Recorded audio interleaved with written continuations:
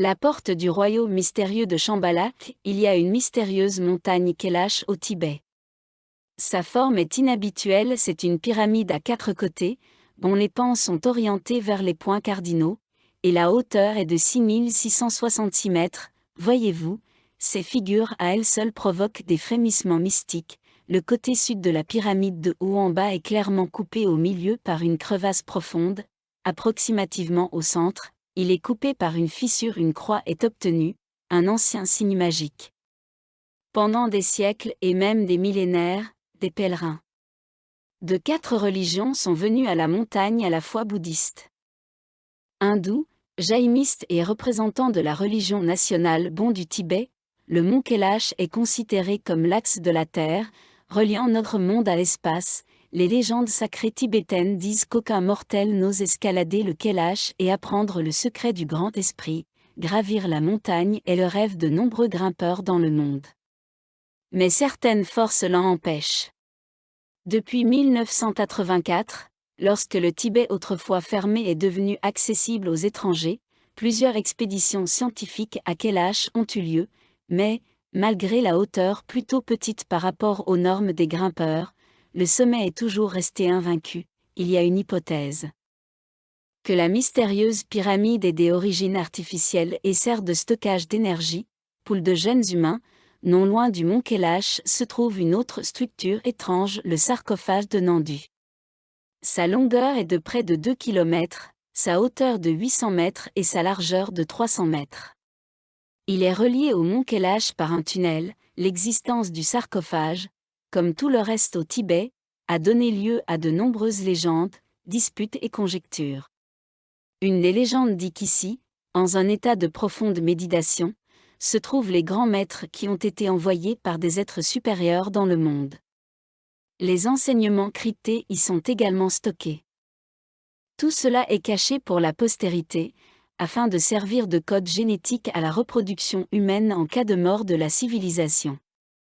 Comment cela se produira, personne ne le sait aujourd'hui, bien qu'il soit possible qu'il y ait des gardiens dévoués et que ce ne soit pas un fait qu'ils soient des personnes. De nombreux paramètres montrent qu'il s'agit d'un énorme ADN de pierre d'un diamètre de 50 km et le mont Kailash est en quelque sorte un énorme œuf dans lequel mûrit une nouvelle civilisation. Selon les enseignements des anciens, la nouvelle civilisation se reproduira au Tibet. Beaucoup pensent que la montagne sacrée est creuse à l'intérieur et c'est ici que se trouve la porte du légendaire Shambhala. De plus, certains ont vu de leurs propres yeux quelque chose qui ressemblait à l'entrée d'un pays mystérieux. Il y a une porte. Elle mesure environ 150 sur 200 mètres. Forme rectangulaire et plate. Et ce renfoncement rectangulaire de l'autre côté est adjacent à la pierre. On a l'impression que l'entrée a été renversée. Là, il vous suffit de lancer des sorts que personne ne connaît maintenant et la porte s'ouvrira d'elle-même. L'esprit supérieur n'ouvrira l'accès au pays légendaire que lorsque les gens y seront prêts, atteindront un niveau de développement spirituel qualitativement différent. Le temps viendra où les gens perceront les mystères des nombreux mystères de la Terre. Et peut-être alors les paroles des lamas tibétains deviendront claires. Quand vous arrivez au sommet de la montagne, continuez à grimper. Quand le monde bascule, il y a eu de nombreux jours apocalyptiques sur Terre et à chaque fois, la vie a été ravivée grâce aux poules génétiques de l'humanité, cachées dans des grottes de montagnes inaccessibles. Il arrive un moment où la planète a besoin d'être nettoyée, mise à zéro, un processus cyclique, qui est précédé d'anomalies météorologiques et d'une série de cataclysmes sans précédent, en raison du mouvement des plaques lithosphériques de la Terre. Les pôles géographiques changeront de position, à la suite de quoi les territoires du Nord se débarrasseront du pergélisol et deviendront des tropiques.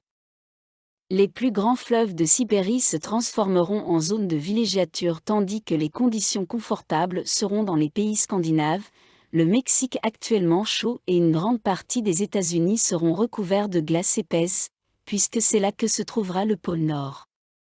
La glace fondue de l'Arctique cachera la Grande-Bretagne et une assez grande partie de l'Europe dans les eaux de l'océan. Malheureusement, l'humanité devra faire face à des tremblements de terre dévastateurs, des éruptions volcaniques et des méga-tsunamis. De nombreuses zones côtières seront submergées et certaines zones terrestres apparaîtront soudainement des mers et des océans.